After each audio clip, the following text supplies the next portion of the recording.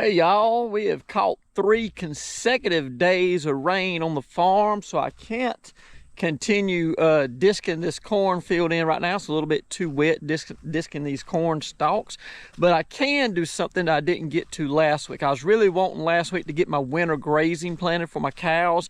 Typically our winter grazing in South Georgia, we plant second week of September, maybe third week, but so we're starting to get a little late because now it's the third week of September. So I'm going to go out there and disc it in. And so right now I'm able to disc it because it has grasses and weeds are about chest deep in it. So I can actually run the disc in that soil, and it's a sandier soil. It's not no red clay out there.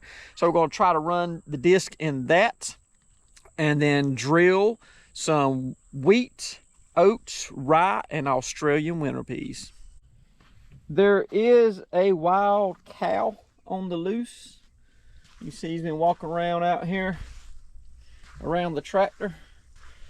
It is not my cow. I have a neighbor that did have some cows over here close to me, and they came and got all of them, and one of them eluded them and has been out here on the lamb by himself for about a month now. And so we do have a wild cow in the area. I've been keeping my eyes peeled. I'm hoping to try to corral that cow today or later this week also.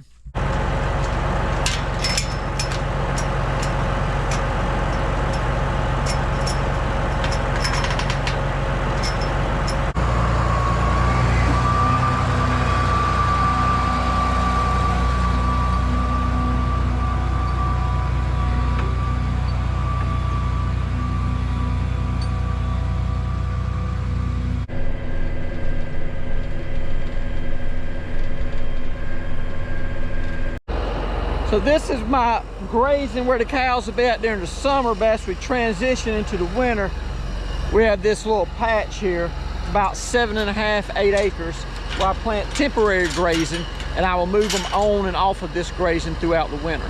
The cows haven't been in this particular patch since February or March, and so it's just been sitting idle here, and it's grown up with all kinds of natural grasses and weeds. And that's why we're going to be able to come out here and run. If it didn't have all this vegetation on it, and after all this rain that we've had, we wouldn't be able to run out here. The disc would stop up. The other thing that's going to work in our favor here is this is a sandy field. There's very, very, very little clay. There's one little spot out here with a light orange clay in it. Most of the field is very sandy.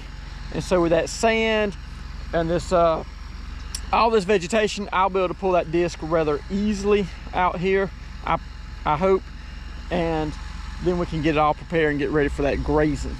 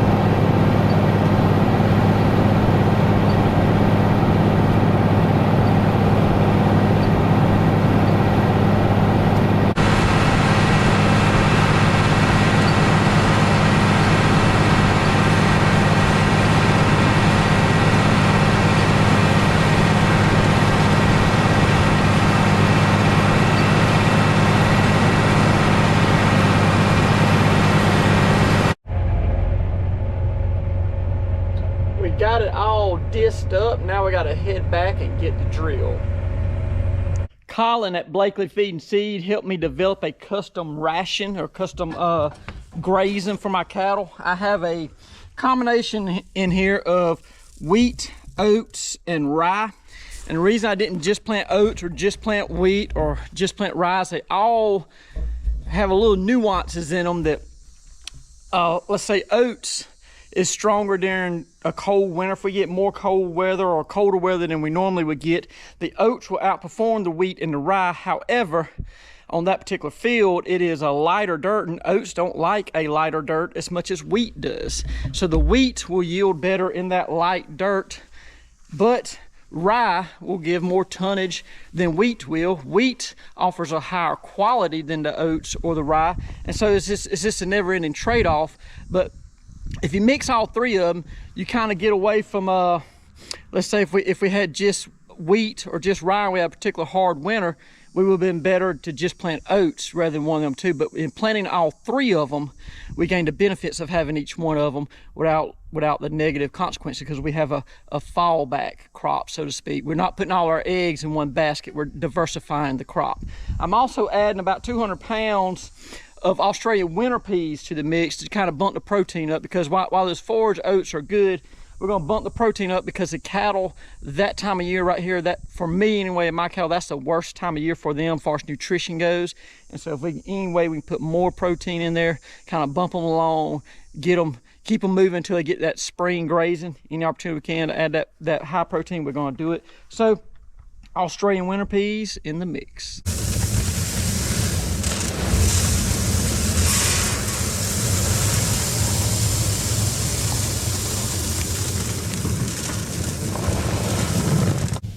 This is what the end product looks like now that we got it mixed together in the drill. Let's go see if we can get it in the ground.